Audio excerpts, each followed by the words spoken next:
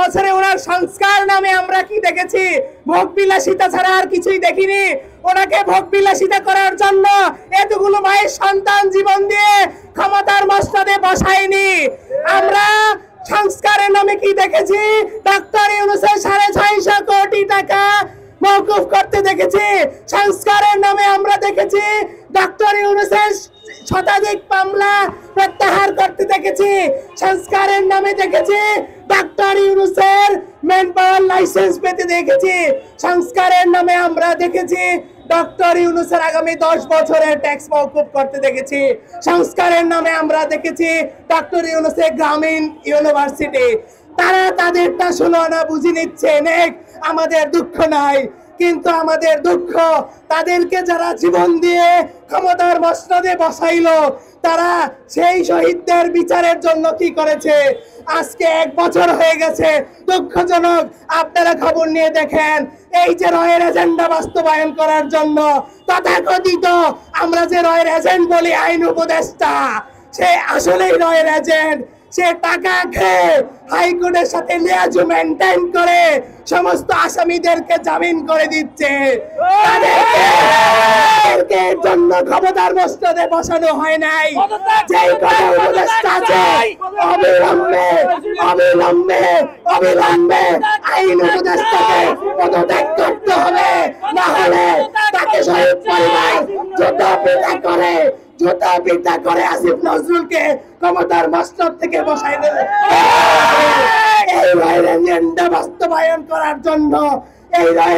বাস্তবায়ন করার জন্য, এই ঘুষখোর আসিফ নজরুলকে এতগুলো মায়ের সন্তান তাদের জীবন দিয়ে ক্ষমতার মসনদে বসায় নাই। আজকে আমরা এখানে এসেছি কেন? আজকে আমরা 1 বছর হয়ে গেছে, একটা মামলার কেন এই সরকার আনুষ্ঠানিক বিচার করতে পারলো না? সে ব্যর্থ সরকার হিসেবে নিজেদেরকে মানুষের কাছে দিন দিন ব্যর্থ সরকার হিসেবে পরিচয় করতেছে। তারা আজকে বিচার নিয়ে একটা মামলার আনুষ্ঠানিকটা বিচার হয়েছে না, আনুষ্ঠানিক বিচার কার্য শুরু করেছে। তারা নিজেদের 16 আনা ভোগ বিলাসিতা আর প্রটোকলের জন্য ক্ষমতার মসনদে বসেছে। আজকে শহীদের হত্যার বিচারের জন্য কেন আমাদেরকে রাস্তায় নামতে হবে? আমরা আজকে অবিলম্বে যেই কোর্ট থেকে বৈষম্য বিরোধী ছাত্র আন্দোলনের হত্যা মামলাগুলোর জামিন দিয়েছে, সেই বেঞ্চের বিচারপতিদেরকে বহিষ্কার করতে হবে, তাদেরকে বরখাস্ত করতে হবে, আইন উপদেষ্টাকে আজকেই পদত্যাগ করতে হবে। আমরা এখানে পরে অবস্থান কর্মসূচি পালন করব।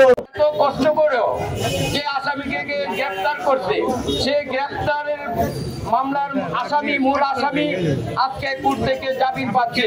তাহলে আমরা ভিডিও ফুটেজ আছে, অসংখ্য প্রমাণ আছে সারা বাংলাদেশে। আমি শহীদ পরিবারের পক্ষ থেকে একটি কথা বলতে চাই এবং আহত পরিবারের পক্ষ থেকে একটি কথা বলতে চাই। তাহলে আপনারা বিচারের জন্য কি কাজ করছেন? আপনারা কি এই জুলাই আগস্টে যে সমস্ত ব্যথাঘাত সৃষ্টি হয়েছে, আজকে আমরা আপনাদেরকে বিশ্বাস করেছিলাম, যে ভালোবেসেছিলাম যে আপনারা একটা সুষ্ঠু বিচার করবেন এবং সেই বিচার মানুষ সারা বাংলাদেশ নেই এবং সারা বিশ্ব একটা সন্তোষজনক সেই আসামিকে আইন উপদেষ্টার মদদে 5 কোটি টাকার লেনদেনে সেই আসামিকে জামিন দিয়ে দিয়েছে। এতদিন আসামি ধরতে পারে না, আর যাদেরকে ধরে তাদেরকে জামিন দিয়ে দেয়। কত টাকা খেয়েছে? এই সরকারকে যারা 1 বছর অতিবাহিত হওয়ার পরে আজকে আমাদের এই আসিফ নজরুলের পদত্যাগের জন্য আমাদেরকে রাস্তায় নামতে হচ্ছে। জাতীয় প্রেস ক্লাবের সামনে বিক্ষোভ শেষে আন্দোলনকারীরা মিছিল নিয়ে সচিবালয়ের 2 নম্বর ফটকের সামনে অবস্থান নেন। এতে সচিবালয়ের সামনের সড়কে যান চলাচল বন্ধ হয়ে যায়।